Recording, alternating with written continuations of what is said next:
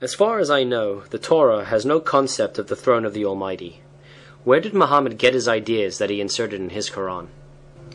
As has been repeatedly demonstrated in many of our chapters, Muhammad plagiarized, plundered, pirated and/or perverted concepts, precepts, thoughts and ideas that he heard recited in Arabia from rabbinic post-biblical traditions as expounded in the Talmud, Midrash and others.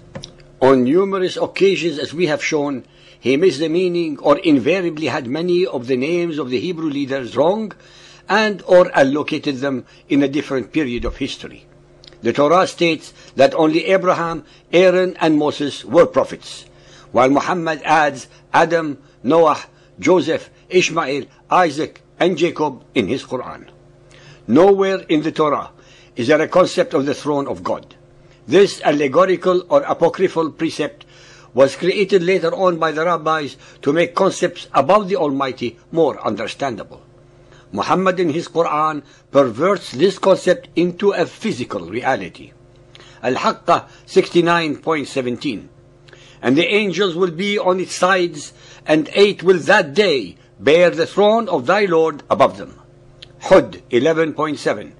He it is who created the heavens and the earth in 6 days, and his throne was over the waters. Sahih al-Bukhari Hadith 4.414, narrated by Imran bin Hussein.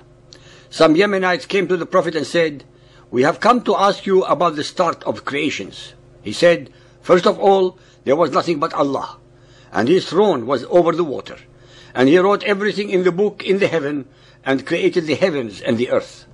Genesis 1.1. In the beginning, God created the heaven and the earth. And the earth was without form and void, and darkness was upon the face of the deep. And the Spirit of God moved upon the face of the waters. And God said, "Let there be light," and there was light. As usual with Muhammad, he perverted the concept of the Spirit of God, which was beyond his comprehension, and turned it into the throne of Allah. Al-Zumar 39.75. And thou wilt see the angels surrounding the throne on all sides, singing glory and praise to their Lord. Ghafir 40.7. Those who sustain the throne of Allah and those around it sing glory and praise to their Lord, believe in him and implore forgiveness for those who believe. Sahih al-Bukhari Hadith 6.326, narrated by Abu Dahr. Once I was with the Prophet in the mosque at the time of sunset. The Prophet said, "O Abu Dahr, do you know where the sun sets?" I replied, "Allah and his apostle know best." He said, "It goes and prostrates itself under Allah's throne." Sahih al-Bukhari 9.524, narrated by Abu Sa'id al-Khudri. The Prophet said, "The people will fall unconscious on the day of resurrection. Then suddenly I will see Moses holding one of the pillars of the throne." Abu Hurairah said, the Prophet said, "I will be the first person to be resurrected and will see Moses holding the throne."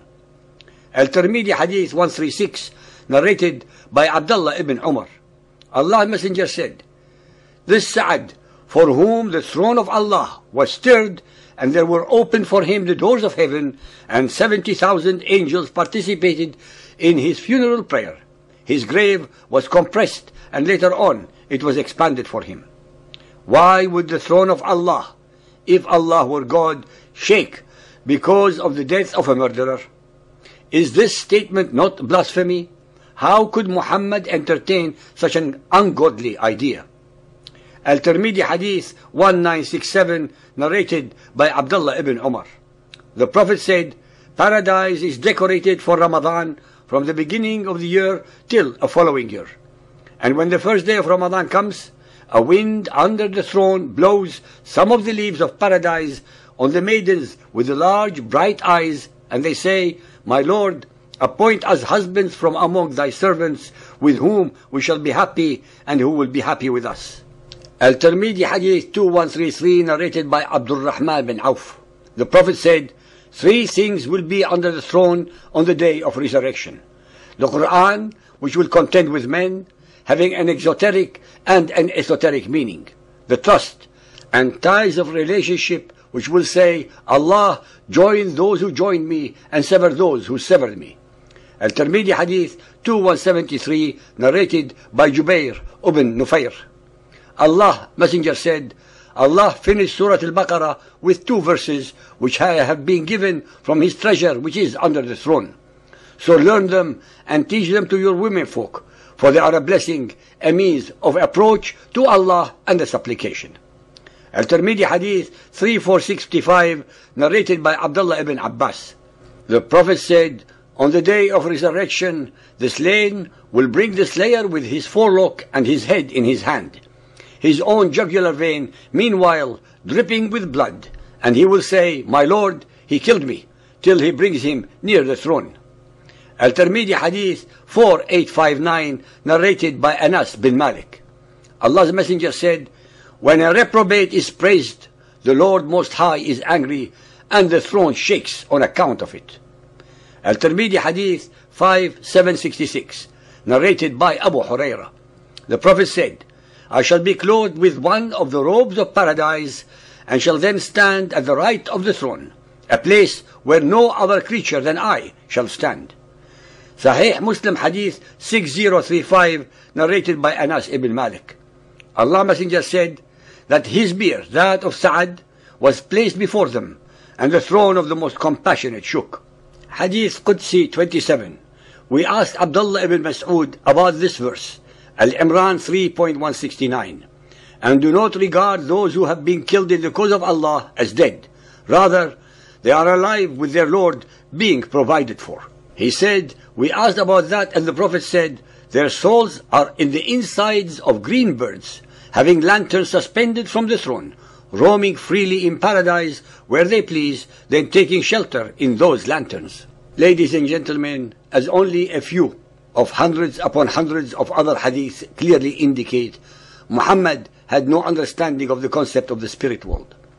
The throne of Allah is physical, since it is 3-dimensional and exists in a particular part of Muhammad's paradise. Muhammad truly believed that the dead would reappear physically in paradise or hell. That is why his fundamentalist followers are willing to blow themselves up, committing mass murder in pursuit of the 72 virgins and unlimited sexual and sensual pleasures for eternity in Muhammad's whorehouse version of paradise.